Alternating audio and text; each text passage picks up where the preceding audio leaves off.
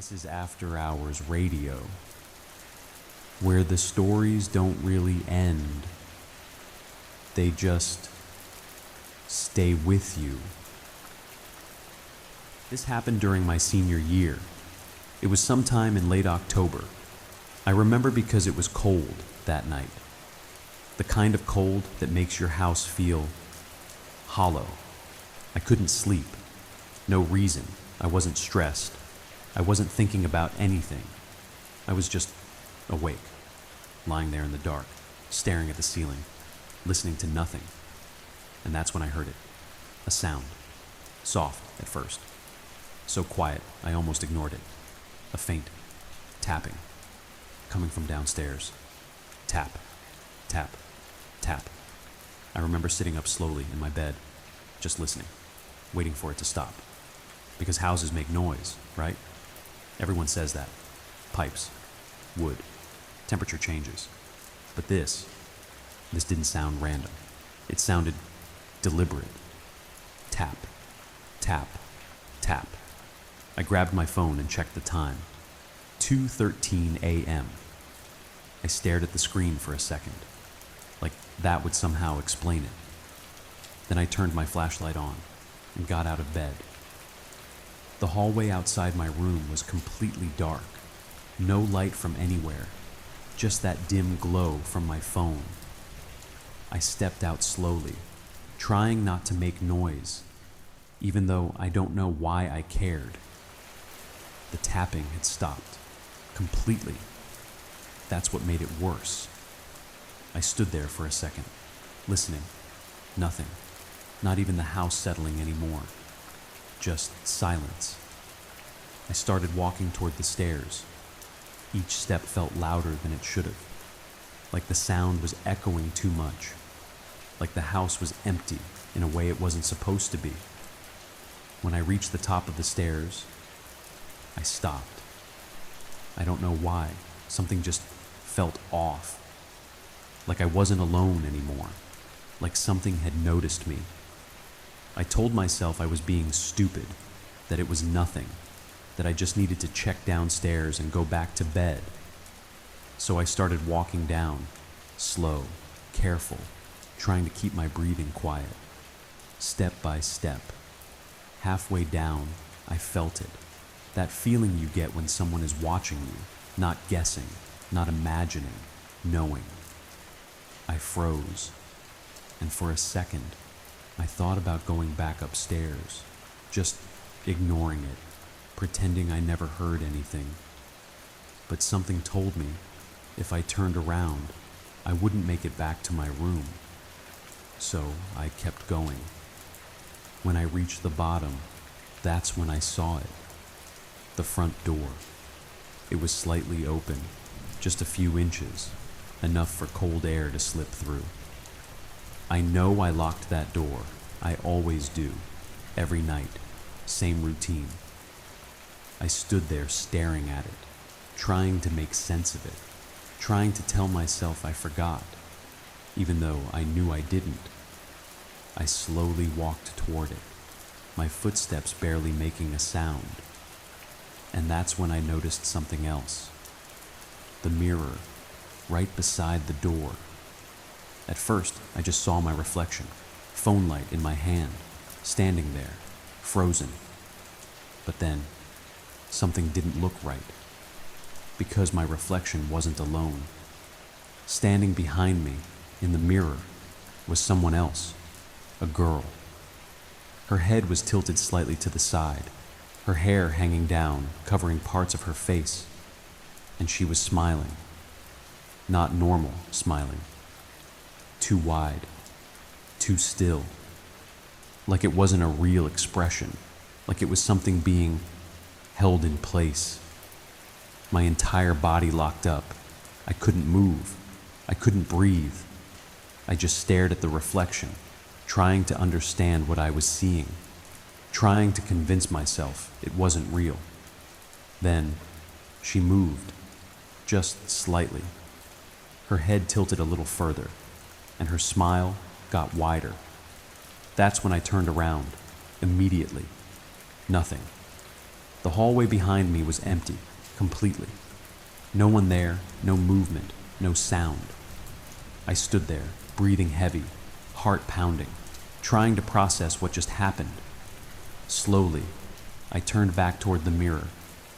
She was gone. Just my reflection again, standing there, alone. I should have stopped there. I should have gone back upstairs, locked my door, ignored everything. But I didn't, because something else had changed. The front door was now fully open, and the cold air wasn't the only thing coming inside. There was something else, something I couldn't see, but I could feel it, standing right behind me, smiling. If you're still listening, you probably shouldn't be. Most people stop after the first story, but the ones who don't usually hear something they weren't expecting. I used to work night security at a small office building. Nothing special, just a quiet place on the edge of town. 2 floors, mostly empty after 6 p.m. My shift started at 11, and usually nothing ever happened. That's why this stood out. It was sometime after 3 in the morning. I remember because that's when things always feel the worst. Too late to be night, too early to be morning. Just that empty space in between.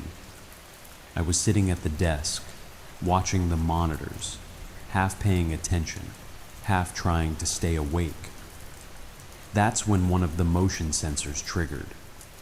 A small red light blinking on camera 4, the back hallway.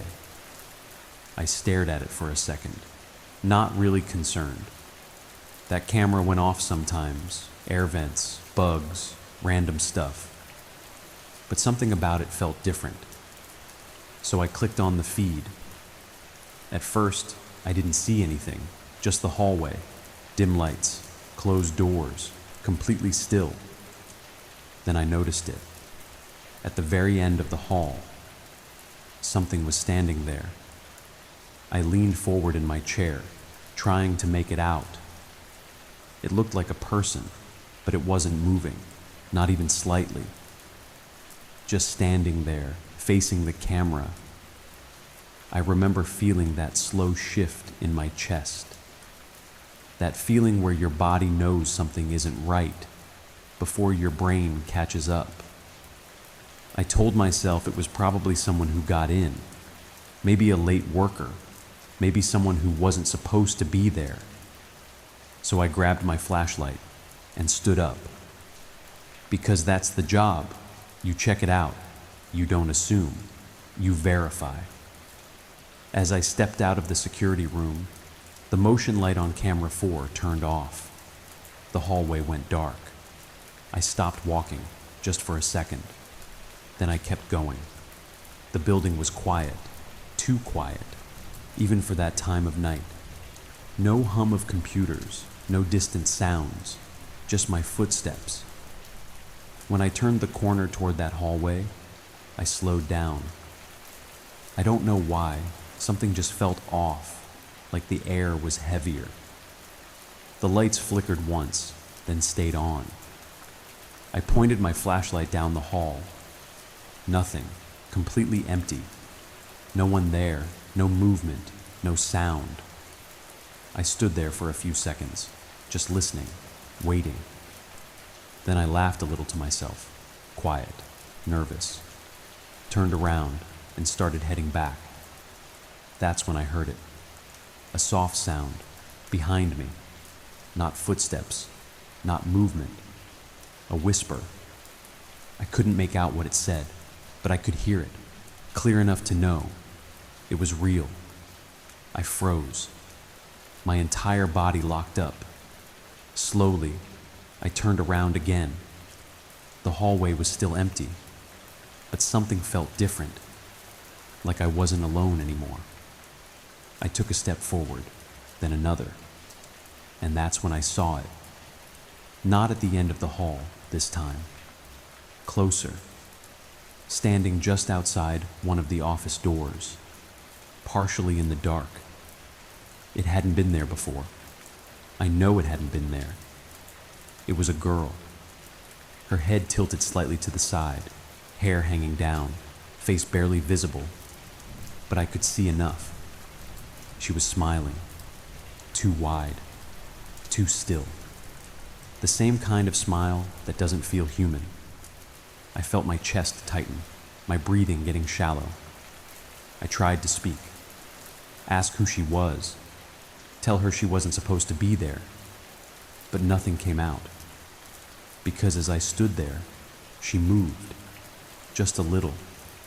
Her head tilted further, and that smile stretched wider. That's when the lights went out. Everything dropped into complete darkness. I heard something move, fast, somewhere in the hallway. Then silence.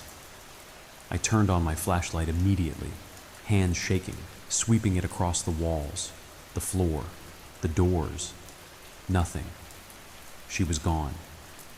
I backed up slowly, not taking my eyes off the hallway. Then I turned and walked back to the security room, faster this time, trying not to run. When I got back inside, I locked the door, sat down, and looked at the monitors again. Camera 4 was still on. The hallway was visible, empty. I stared at it, trying to convince myself I imagined everything. That's when the whisper came again. Not through the hallway, not from outside. From inside the room, right behind me. Soft, almost amused. Why did you leave? This happened a few years ago. I was living alone at the time. Small house, quiet neighborhood. The kind of place where nothing really ever happens. My neighbor lived right across from me. Older guy, kept to himself.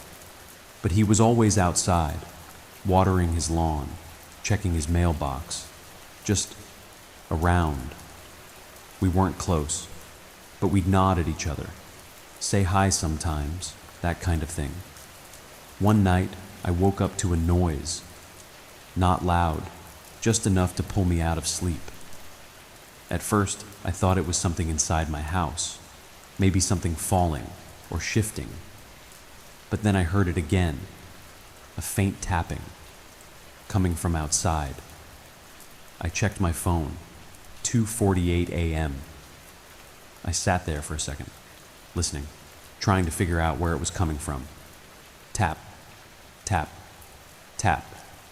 It sounded close, closer than it should have been. I got out of bed and walked to the window, slowly, still half asleep. I pulled the curtain back just a little and looked outside.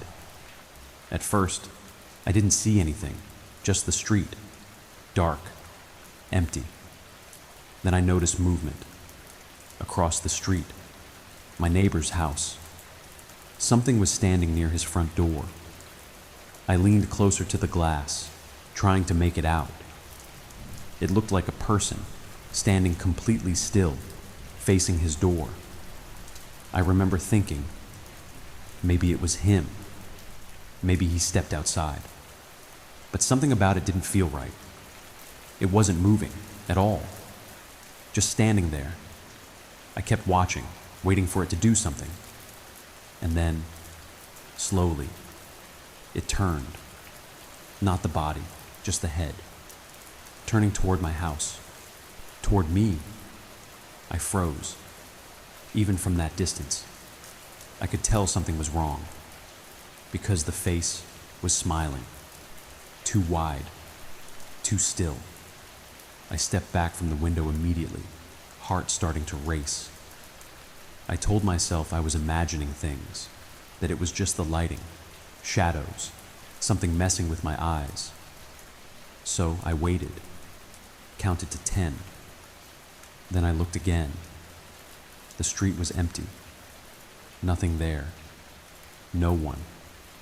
I stood there for a few seconds, trying to calm down, trying to convince myself it was nothing. And that's when I noticed something else. My neighbor's front door was open, just slightly. I stared at it, confused, because I hadn't seen anyone go inside. I grabbed my phone, thinking about calling someone, but I didn't even know what I'd say. So instead, I went outside. I don't know why. I really don't. Something just felt wrong, and I felt like I needed to check. The air was cold, quiet, no wind, no sound. As I crossed the street, I kept looking around, half expecting to see someone standing there again, watching me. But there was nothing. When I reached his front door, I hesitated. It was open just a few inches, dark inside. I knocked, lightly. No answer. I pushed the door open slowly. Hello? Nothing. The house was completely silent. I stepped inside, just a little, not fully. And that's when I saw it. At the end of the hallway. My neighbor, standing there, facing the wall, not moving. I felt my stomach drop. Hey, are you okay? No response. He didn't move, didn't react. I took a step closer, and that's when he spoke. Quiet, flat. Did you see her too? I stopped. What? Slowly, he started turning around, and when he did, I understood. His face was smiling, not naturally, too wide, too still, just like the thing I saw outside. I backed up immediately, heart pounding. I think you should sit down, man. He didn't respond. He just kept staring at me, smiling. Then he took a step forward, and another. I turned and ran, out the front door, across the street, back into my house, locked the door, every lock. I didn't sleep that night. I just sat there, watching my front window, waiting. Nothing happened. No movement. No sound. Morning came, and I told myself I was going to check on him again. Maybe I overreacted. Maybe something was wrong with him. But when I went outside, his house was empty. Front door closed. Lights off. Like no one had ever been there. The police came later that day. I didn't call them. Someone else did. They told me he had been gone for 2 days. No sign of him. No activity. Nothing. But before they left, one of the officers asked me something. He said, "Did you notice anything unusual last night?" I told him no, because I didn't know how to explain it. And honestly, I didn't want to. But sometimes, late at night, when I look out my window, I feel like someone is standing across the street again, watching, waiting, smiling. This happened when I was still in high school. It was during our senior year. A few of us decided to sneak back into the school one night. Looking back, I don't even remember whose idea it was. We had heard things, not rumors, actual sounds, coming from the basement after hours. Most people said it was just maintenance, or pipes, or something old in the building. But one of my friends swore he heard voices down there late at night when no one was supposed to be inside. So we went. There were 4 of us. We got in through a side door that never fully locked, same one people used all the time. The second we stepped inside, it felt wrong. The building was completely dark, no lights, no sound, just the echo of our footsteps. And something else, that feeling, like the place wasn't empty, like it was aware we were there, No one really talked. At first we joked about it, made it seem like it wasn't a big deal. But the deeper we went, the quieter it got, until no one was saying anything at all.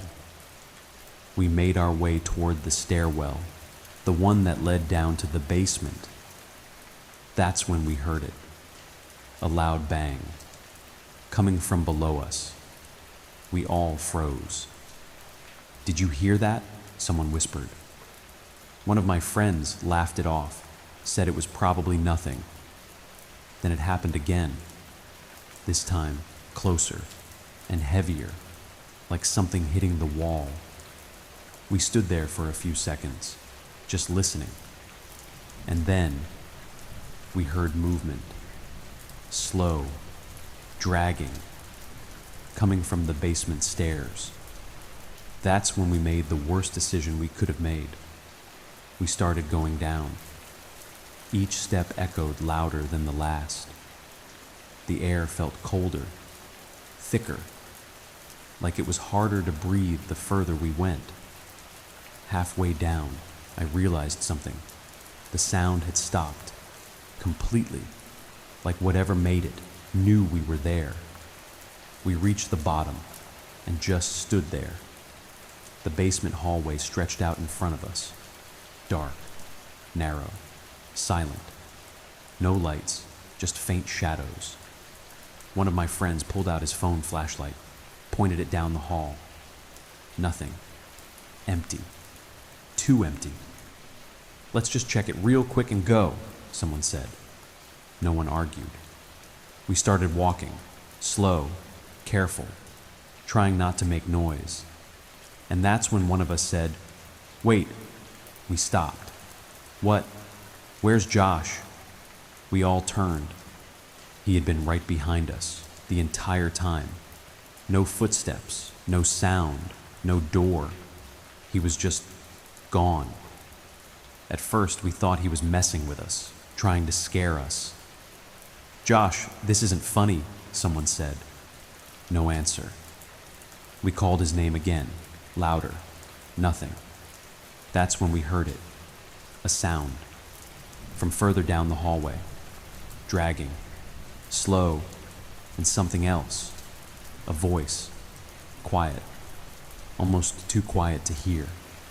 We couldn't make out what it was saying, but we could hear the tone. It sounded happy.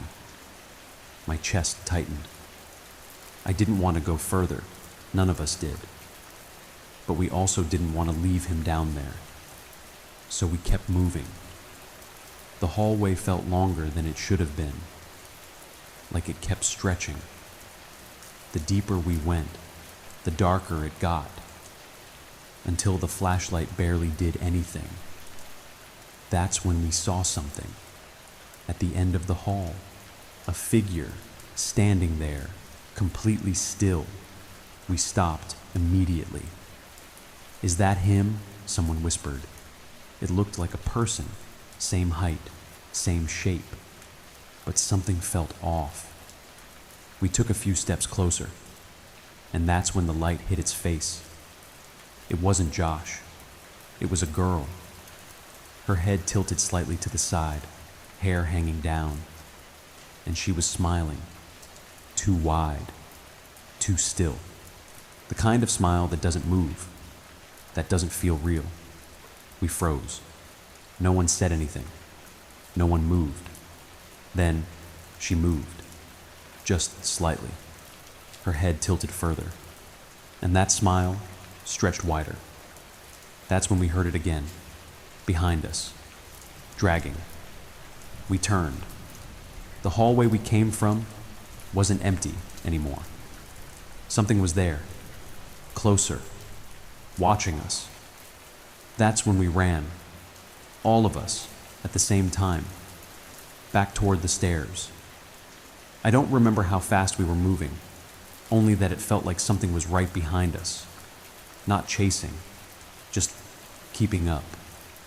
We made it up the stairs, out the door, didn't stop running until we were halfway down the street. We never found Josh. The school said he never came back that night, that he left earlier. But I know that's not true, because before we ran, I looked back one last time, and I saw him standing at the end of the hallway, next to her, smiling. There's a reason these play at night. Some things are easier to hear when everything else is quiet. I wasn't supposed to find this, and I don't think I'm supposed to be telling it either. But if you're hearing this, there's a chance you've already seen her. And if that's true, then it's probably too late anyway. I didn't believe any of it at first. None of it made sense. Stories about a girl that appears in reflections, in old photos, in places she shouldn't be, always smiling, too wide, too still. It sounded like one of those things people make up, something that spreads because it's creepy, not because it's real. But then I found the list. It wasn't online. It wasn't written like a story. It looked like notes, like someone was trying to figure something out before it was too late. There wasn't a title, just a sentence at the top. She doesn't follow rules, but she reacts to them. And under that, there were 6 lines, each one written differently, like they were added at different times. The first one said, "Don't look at her for too long." At first, I didn't understand why that mattered, until I remembered something. The first time I saw her, I couldn't stop staring. There was something about her face that made it hard to look away, like your brain was trying to understand it and couldn't. And the longer you look, the more it feels like she's looking back, not at your reflection, at you. The second rule said, "Don't acknowledge her." That one didn't make sense to me at first. Because if you see something like that, your first instinct is to react, to say something, to ask what it is. But whoever wrote this underlined it multiple times. Do not speak to her. Do not respond. Because apparently, if you do, she notices you. Not like before, not just watching, following. The third one was worse. Do not check twice. I didn't understand that one either, until it happened. You see something in the corner of your eye. You look, it's gone, and your brain tells you it wasn't real. So you check again. That's the mistake. Because the second time, she's closer, and she's not hiding anymore. The fourth rule was written differently, messier, like whoever wrote it was shaking. Do not let her inside. That one didn't explain anything, but I think I understand now. Because she doesn't just appear anywhere. She starts small, reflections, photos, dark corners, and then she gets closer, until one day, she's not outside anymore. She's in the same space as you, and by then, it's already too late. The fifth rule was crossed out, over and over again, like whoever wrote it tried to erase it, but couldn't. Underneath everything, you could still read it. If she smiles wider, run. I don't know what that means, but I've seen it. That smile. It doesn't stay the same. It stretches, slowly, like something is pulling it wider than it should go. And when that happens, something changes. The last rule was barely readable. The writing was faint, like it wasn't meant to be seen. Or maybe like it was written after it was already too late. It said, "She doesn't take everyone. She keeps the ones who look back." I sat there for a long time after reading that, trying to convince myself it wasn't real, that it was just something someone made up, something meant to scare people. But then I realized something. I had already broken the rules, all of them. I looked at her too long. I acknowledged her. I checked twice. And worst of all, I let her get closer. Now, I see her everywhere. Not all the time, just enough. In reflections, in dark windows, in the corners of rooms when the lights are off. Always the same. Head tilted, smiling, waiting. And sometimes, when I look away, I can still feel her there, right behind me, like she's just standing there, watching, deciding. And I think I finally understand something. These weren't rules to stop her. They were warnings. Because once you know about her, you don't stop seeing her. You just start noticing how close she really is. So, if you've seen her already, don't look again. And whatever you do, don't turn around. Because if you hear something behind you right now, it might not be your house settling. It might be her smiling. I knew someone who didn't believe any of it. Not the stories, not the rules, not her. His name was Daniel. We worked together for a while. Night shift, same building, same hours. He was the kind of person who needed proof. If he couldn't see it, it didn't exist. So when I told him about the girl, he laughed, said it sounded like something people made up to scare each other. I told him it wasn't like that it didn't feel fake, that it felt wrong. He didn't care. A few nights later, he came up to me during break, phone in his hand, smiling. "Is this what you were talking about?" he said. He showed me a picture. It looked normal at first, just a hallway, dim lighting, empty. But then I saw it, in the background, standing near the corner, a girl, head tilted, smiling, too wide, too still. My stomach dropped immediately. "Delete that," I told him. He just laughed. "It's probably just a glitch or something," he said. I told him again, more serious this time. "Don't look at it. Don't zoom in. Just delete it." He shook his head. "You're serious, aren't you?" I didn't answer, because I was. That was the first rule he broke. He kept the picture. The next night, he showed me something else, the same image, but it wasn't the same. The girl was closer, not by a lot, but enough to notice. I felt that same cold feeling hit me again. "You edited that," I said. "I didn't touch it," he replied. And for the first time, he didn't sound confident. He sounded unsure. That was the second rule. He kept looking at her, zooming in, studying the image, trying to understand it. Every time he did, she got closer. He started losing sleep.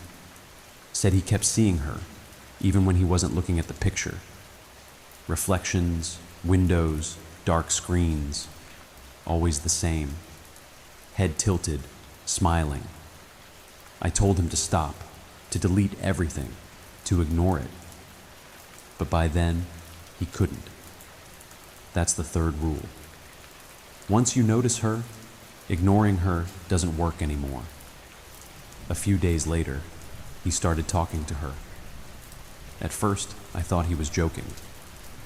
But then I saw it. He was sitting alone, looking at his phone, whispering, like someone was talking back. I asked him what he was doing. He didn't even look at me. He just said, "She's not what you think." That's when I knew it was getting worse. He wasn't scared anymore. He was curious. That's the fourth rule. Curiosity makes it easier for her. The last time I saw him, he looked completely different.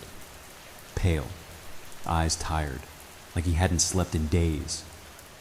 But he was smiling. Not fully, just slightly, like something was pulling at it. I told him he needed to stop, that whatever was happening wasn't normal. He just looked at me and said something I still think about. She told me what happens. I asked him what he meant. He didn't answer right away, just sat there. Then he said, "She doesn't take you right away. She lets you understand first." That was the last conversation we had. He didn't show up to work after that. No calls, no messages, nothing. A few days later, they checked his apartment. Everything was normal. Nothing out of place. No signs of anything wrong. Except for one thing. His phone. Still on his desk. Screen on. The same picture open. The hallway. Dim lighting. Empty. But this time, he was in it. Standing at the end of the hall. Right next to her. His head tilted.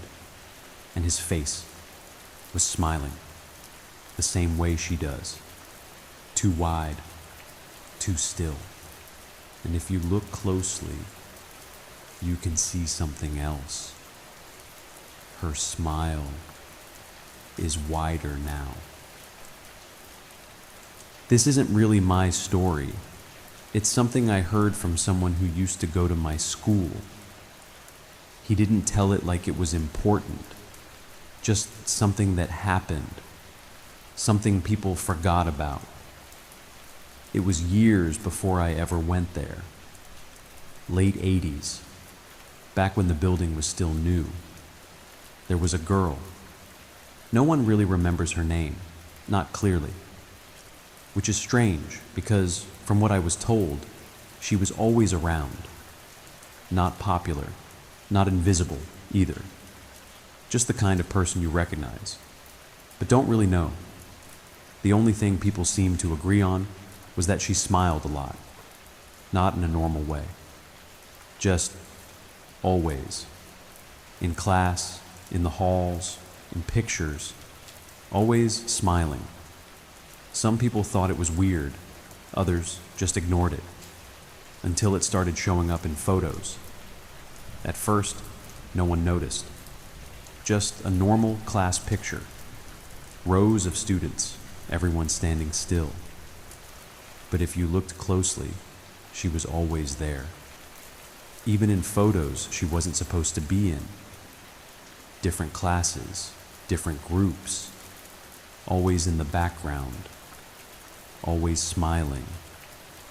Someone pointed it out once, made a joke about it, said she must have just walked into the shots. People laughed, but then they checked. Dates didn't match. Some of those pictures were taken at the same time, different rooms, and she was in all of them. That's when it stopped being funny. Teachers got involved.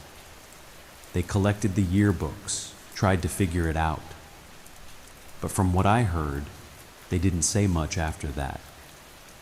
They just told everyone to drop it, stop talking about it. And eventually, people did, until one night. There was a small group of students still at the school, after hours. Detention, cleaning, something like that. One of them said they saw her, not in a picture, in the hallway, standing at the far end, facing the wall. not moving.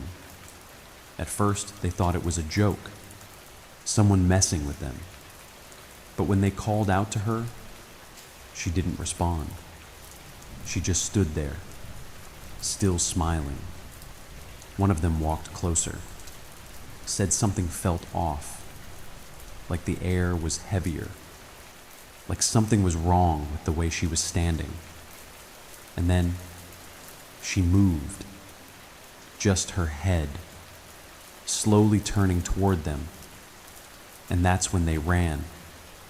No one stayed long enough to figure out what happened next.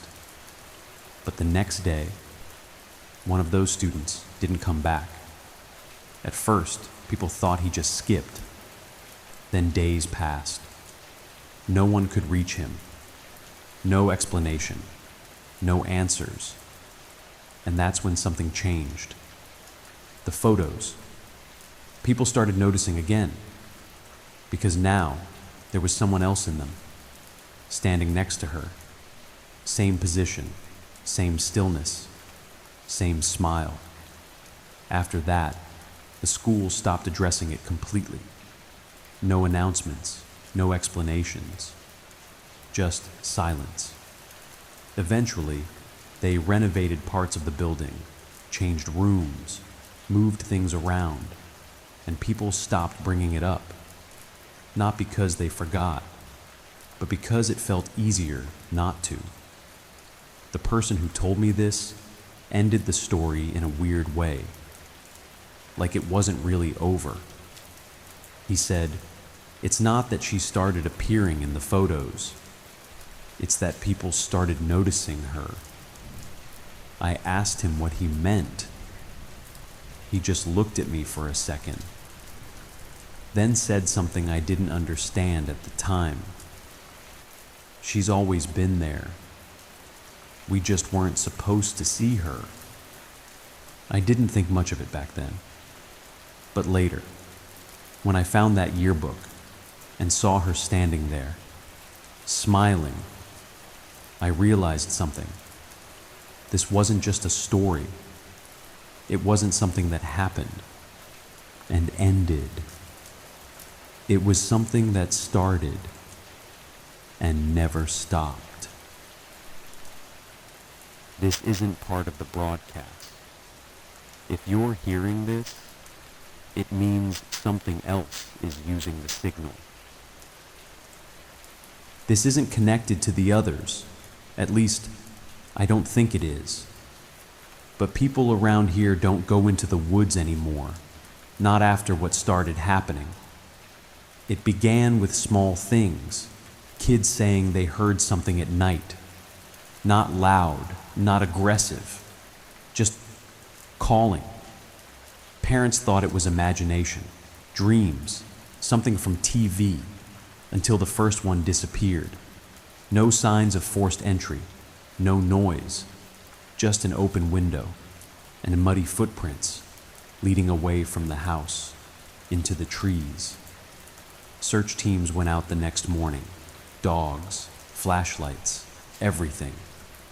They followed the tracks deep into the woods, and then they just stopped. No struggle, no blood, just gone. That's when people started taking it seriously. More kids started saying the same thing, that they could hear something. Not a voice exactly, more like a sound trying to be one. Soft, broken, like words that didn't fully exist. Some said it sounded like humming, others said whispering. But every kid described the same feeling, that it was calling them, not in a scary way, in a familiar way, like something they already trusted. That's what made it dangerous. One parent told a story that never left me.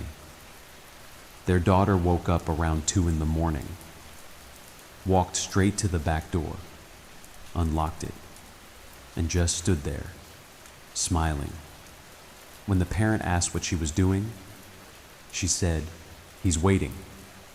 They asked who. She just pointed toward the woods, still smiling. They locked every door after that, stayed up all night.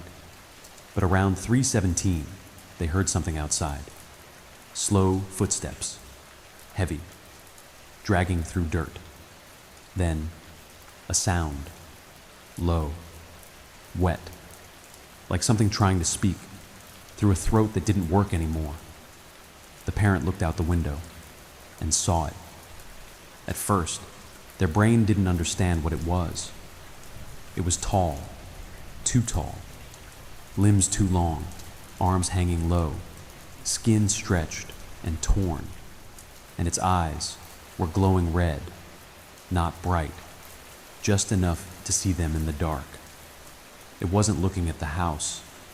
It was looking at the door, waiting, and it was murmuring, soft, constant, like it was repeating something, but couldn't form the words.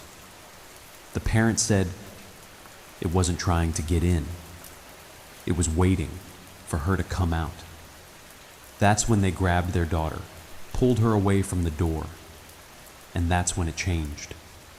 The murmuring stopped, completely, and slowly it lifted its head until those red eyes locked onto the window, locked onto them, and for a moment it understood. It knew it had been seen, not by a child, by an adult, and whatever illusion it used, it dropped. Its face shifted, like something underneath was moving, rearranging, becoming worse. Then it moved, not running, but covering distance too fast, like each step was longer than it should be. The parent backed away, grabbed their daughter, and then they heard it again, not outside, behind them, that same broken murmur, inside the house. They turned, nothing there, turned back. The woods were empty, like it had never been there. The next morning, their daughter was gone. No broken locks, no open windows, just muddy footprints leading out into the trees. Search teams came again. Same result, tracks. Then nothing, like whatever took them didn't need to leave. People started asking questions after that. Old questions, because apparently this wasn't the first time. There were stories, older than the town, about something in the woods, something that didn't hunt like an animal, something that called, something that chose. It doesn't chase at first. It waits. It whispers. It makes itself into something a child trusts. And when they follow it, that's when it feeds. No one knows what it really is, only that it's been there long before any of this, long before the school, long before the stories. And unlike the others, this thing doesn't need to be seen. It doesn't need rules. It just waits, hungry, listening. So, if you ever hear something outside at night, something soft, something calling you, don't answer it. And whatever you do, don't go into the trees. This isn't part of the broadcast. If you're hearing this, it means something else is using the signal. One of the kids came back, and he shouldn't have. They found him early in the morning, standing at the edge of the neighborhood, right where the road meets the trees. No shoes, clothes dirty, covered in dried mud. Just standing there, looking out toward the woods, like he was waiting for something. At first, people thought he was in shock. That made sense. He'd been missing for 3 days. Search teams couldn't find anything, no tracks, no signs. And then suddenly, he was just there again. They took him inside, wrapped him in a blanket, tried to talk to him, but something was off. He answered questions, just enough, said his name, said where he lived, but everything else he didn't respond to, like the questions didn't reach him or didn't matter. The first thing his mother said was, "He's too calm, not relieved, not scared, just quiet." He didn't cry, didn't ask what happened, didn't ask where he'd been. He just sat there, looking around the room slowly, like he was seeing everything for the first time. That night, they kept him home, didn't let him out of sight, locked the doors, closed the windows. But sometime after 2 a.m, his mother woke up, not to a sound, just a feeling like something was wrong. She got up, walked down the hallway, and found his bedroom empty. The window was open, just a few inches, cold air coming through. She rushed outside, panicking, calling his name. And that's when she saw him, standing in the yard, facing the woods, same as before, completely still. She called out to him, told him to come back inside. He didn't move, didn't even react. So she walked toward him, slowly, carefully. And as she got closer, she heard something, a sound, soft, low, coming from him. At first, she thought he was talking, but it didn't sound like words. It sounded like something trying to be words, broken, uneven, like he was repeating something he didn't understand. She reached out to grab him, and he stopped, completely. The sound cut off, and slowly, he turned his head, not his body, just his head, until he was looking at her. And for a second, she didn't recognize him, because his face was wrong, not injured, not changed, just wrong. His expression didn't match. His eyes didn't focus right. And then he smiled, not fully, just slightly, like something was pulling at it. She grabbed him immediately, pulled him back inside, locked everything again, sat with him until morning. He didn't fight, didn't resist, just kept looking toward the door, like he was listening. The next few days, things got worse. He stopped sleeping, would sit awake all night, staring at nothing, or sometimes at something no one else could see. He started standing in corners, facing walls, tilting his head slightly, and sometimes he would whisper that same broken sound over and over again. They took him to doctors, specialists. No one could explain it. Everything looked normal, except him. One night, his mother checked on him again, around the same time, just after 3. His room was empty. The window still locked. The door still closed. But he was gone. No footprints this time. No sign of anything. Just gone. Like he had never come back at all. A few days later, another kid went missing. Same neighborhood. Same time. And this time, someone saw something. Standing near the edge of the trees. Tall. Wrong. Watching. But they said something else too. Something I can't stop thinking about. They said there were 2 of them. One tall and one smaller, standing beside it, head tilted.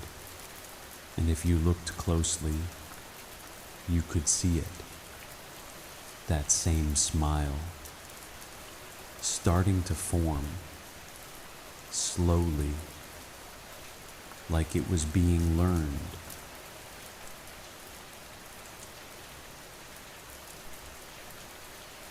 Before the next story starts, take a second. Listen to the room you're in. Make sure it still sounds the same.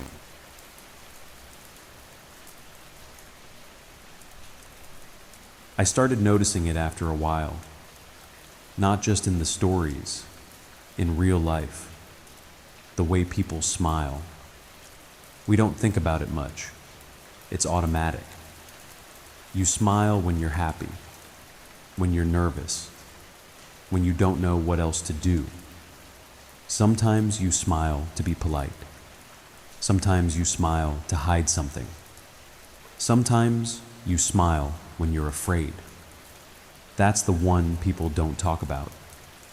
The kind of smile that doesn't match what you're feeling. The kind that feels forced or wrong. I didn't think any of this mattered. Not at first. But then I started thinking about them. The girl. The thing in the woods. And something didn't make sense. They both do it. The same expression. The same unnatural shape. The same stillness. But not for the same reason. Or at least, not in the way we understand it. Because when we smile, it means something. It signals something. Comfort, trust, safety. It tells other people, I'm not a threat. But what if something learns that without understanding it? What if something sees a smile and only understands the reaction it causes, not the emotion behind it, just the effect? People relax when they see it. People trust it. People hesitate. And hesitation is all something like that would need. That's what started bothering me. The girl doesn't smile like a person. She doesn't react. She doesn't change expression. It's just there, like it's fixed in place, like it's being held, maintained, not felt. The thing in the woods is different. At first, it doesn't have one. Not really. But when people describe it, when they see it more than once, they start noticing something. Its face changes. Not all at once. Slowly. Subtly. Like it's adjusting. Learning. Trying to get something right. And when it does, it looks familiar. Too familiar. That same shape. That same stretched expression. Not because it feels it, but because it works. Because it makes people pause. Makes children feel safe. Makes them step closer. And that's when I started thinking about something else. What if the smile isn't theirs? What if it never was? What if it's something older? Something that both of them learned in different ways? Because they don't act the same. They don't move the same. They don't even exist the same way. One appears when you notice her. The other doesn't need to be seen at all.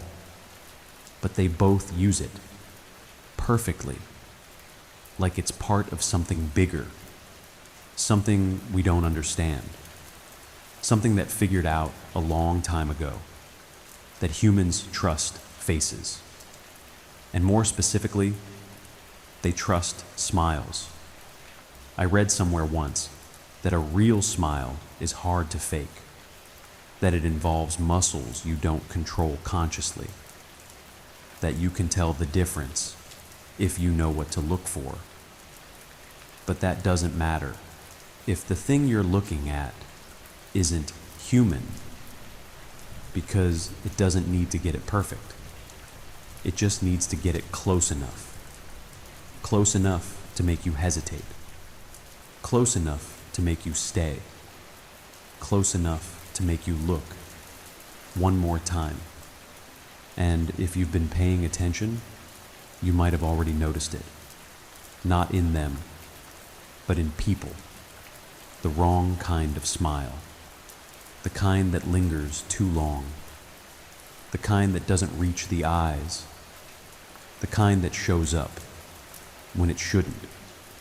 Because if something can learn it, if something can use it, then there's no reason to think. It's limited to just them. And maybe that's the part that matters. Not why they smile, but why it works. Because once something understands that, it doesn't need to chase you. It doesn't need to force anything. All it has to do is make you feel safe, just long enough to step closer.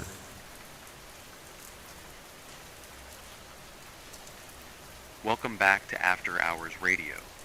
If you're just tuning in, stay awake, stay aware. Because sometimes the voice you're listening to isn't the one you think it is. This happened during my third night running the station alone. Nothing unusual at first. Rain hitting the windows, equipment humming like it always does. That low, constant static underneath everything. You get used to it. After a while, silence feels wrong without it. I was about 20 minutes into a story when I heard something, not in the room, not through my headphones, but through the broadcast itself. At first, I thought it was interference, a faint overlap, like two signals trying to exist at the same time, my voice and something else. I stopped talking. The room went quiet, but the broadcast didn't. My voice kept going, same tone, same pacing, finishing the sentence I had just started, except I wasn't speaking anymore. I froze. Every instinct told me to cut the stream, but I didn't. I couldn't. Because the voice wasn't just copying me, it was continuing. It said things I hadn't planned, details I never wrote, lines that didn't exist in my script. And then it laughed. Not loud, not exaggerated, just wrong. I yanked my headphones off. The room was silent again. Just rain, just the low hum of the equipment. I looked at the monitor. The stream was still live, audio levels still moving. I leaned closer, put the headphones back on, and there it was again. My voice. You're listening longer tonight. I didn't say that. That's good. The tone shifted slightly. Still me, but not. We like when they stay. I shut the mic off, muted everything, killed every input I had. The levels didn't drop. The voice kept going. Turning it off doesn't stop it. My chest tightened. I backed away from the desk. You already let it in. I unplugged the interface completely. Everything went dark. No power. No signal. And still, through the headphones, I could hear it. Soft now, closer. You hear it without the radio now. I dropped the headphones. They hit the floor, but the sound didn't stop. It wasn't coming from the equipment anymore. It was behind me. I turned slowly. Nothing there. Just the door. Closed. Don't turn around next time. I spun back to the desk. The monitor flickered. For a second, I saw something in the reflection. Not me. Something standing where I should have been, head tilted. And it was smiling. Too wide, too still. The same smile. Then the screen went black. When everything powered back on, the stream had ended itself. No recording saved, no playback, no proof. Just one thing left behind. A new file. Audio only. No title. I played it once, just once. It was my voice at first. Then it changed. Next time, don't stop talking. We can use you better when you don't fight it. They listen longer when you sound afraid. I deleted it. Or at least, I tried to. It keeps coming back. Every night.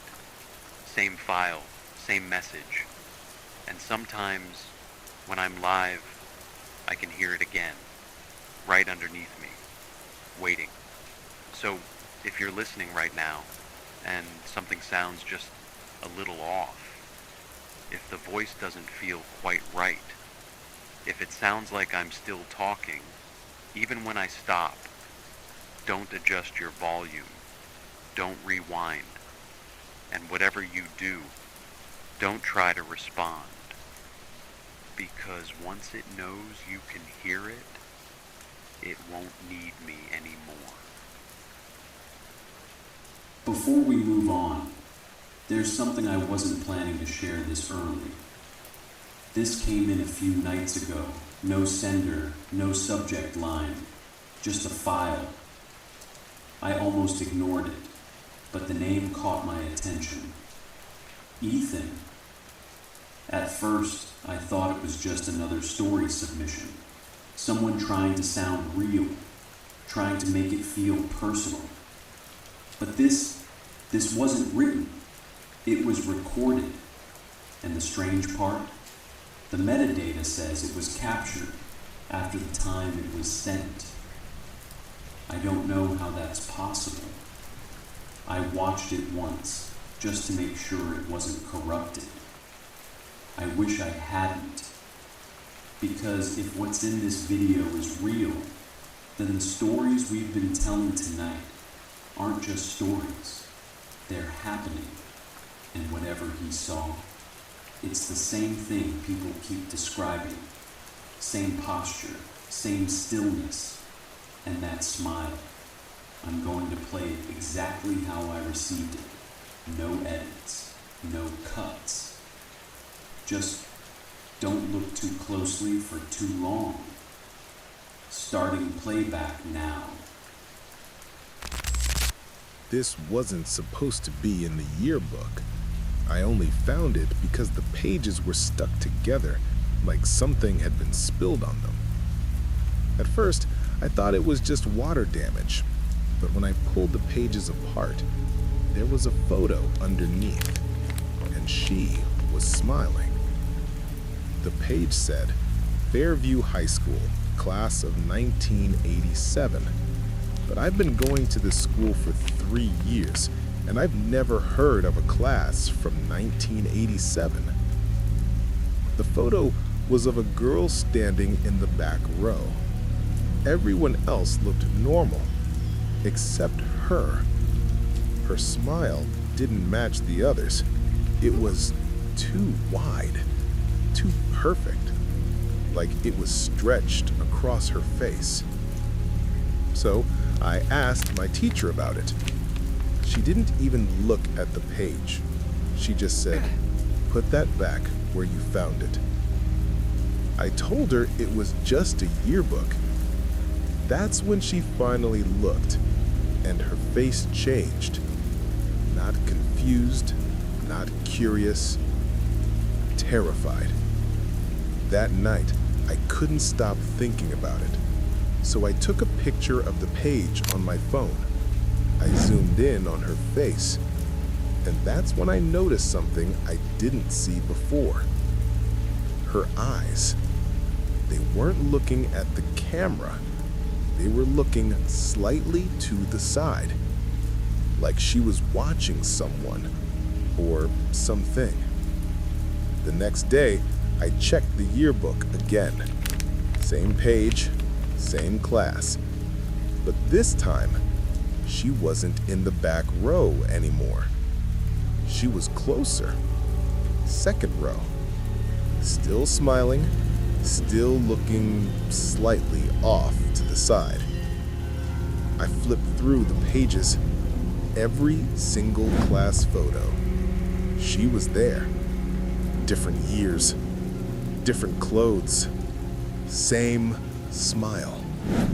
And every time, she was getting closer to the front. I dropped the book. I didn't want to look anymore, but I did, because something told me to check the last page. It wasn't a class photo. It was a single portrait, just one student, standing alone, smiling. And this time, she wasn't looking off to the side anymore. She was looking directly at me. That's where it ends. At least, that's where it used to end. The first time I watched it, it cut off earlier, right before that last part. I don't remember seeing her that close, or looking directly at the camera. But maybe I just missed it, or maybe something changed. Because ever since I played that file, I've been noticing something strange. During the broadcast, in between the static, there are moments where the audio dips just slightly, and underneath it, you can almost hear something else. Not words, not exactly, just breathing. So, if you heard that too, just now, don't rewind it, and don't try to listen for it again, because the more attention you give it, the easier it is for it to notice you back. Let's keep going. Stay with me.